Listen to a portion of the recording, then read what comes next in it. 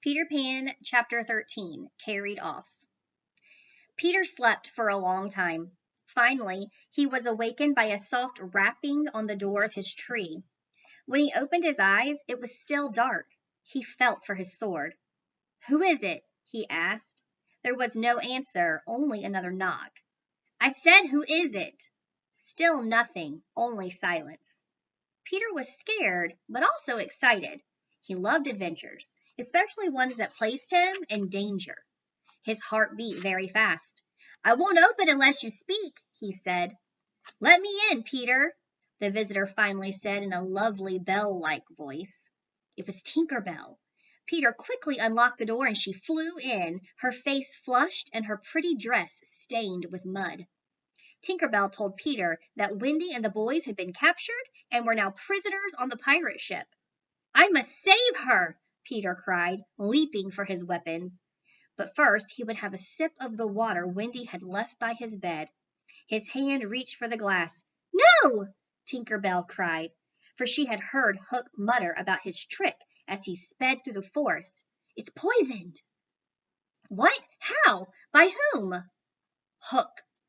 "Don't be silly. How could Hook have gotten down here?" "I don't know, but he did." Peter Pan was stubborn and thirsty, so he raised his glass anyway. Tinker Bell flew quickly between his lips and the glass and took a sip of the water instead. "Hey, that's my water!" Peter protested. Tinker Bell did not answer. She was already spinning dizzily in the air, poisoned. "Tink?" Peter asked, suddenly afraid. "You should have listened to me," Tinker Bell said weakly. "Oh, Tink, why did you risk your life to save me?" Peter asked. Her wings were weak, but she managed to land gracefully on Peter's shoulder and give his nose one last loving pinch. She whispered in his ear, "Because I love you, you silly donkey."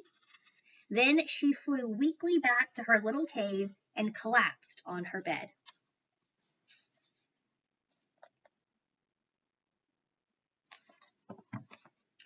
Peter knelt near Tinker Bell's limp body in distress. His head filled almost the entire space of her room. Tink's light was growing darker. Peter knew she would die if it went out entirely. "Oh, Tink," he cried, "what can I do? I need you. Please don't leave me now." "I think I could get well again if children believed in fairies," Tinker Bell gasped. But there were no children left in the cave. Peter stood up straight and screamed out to all the children in the universe, to all who might be dreaming about Neverland, boys and girls in their pajamas, safe in their beds, maybe even you. "Do you believe?" he cried, and his question rang throughout the world. Tink sat up weakly and listened in bed, straining to hear her fate. She and Peter thought they heard some voices, but they weren't sure. "If you believe," Peter tried next, "clap your hands. Don't let Tink die." This time they heard their answer, many children clapping. A few naughty, nasty children hissed, but mostly they clapped. Until, that is, the clapping suddenly stopped, having been hushed by worried mothers who had rushed into bedrooms to find out what all the commotion was about.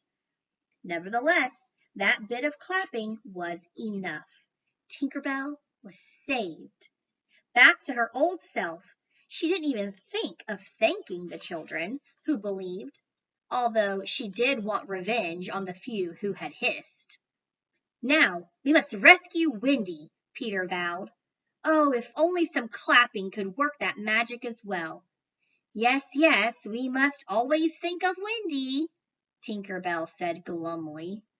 It was a cloudy night, not good weather for flying, so Peter pressed forward on the ground in Indian fashion. He could not help but notice that the island was strangely quiet, as though it were still in shock from the recent battle.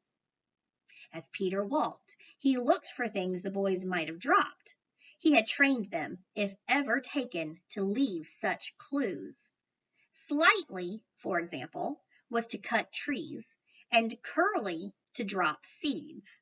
Wendy knew to drop her handkerchief, but he saw nothing. He swore a terrible oath. Hook or me this time.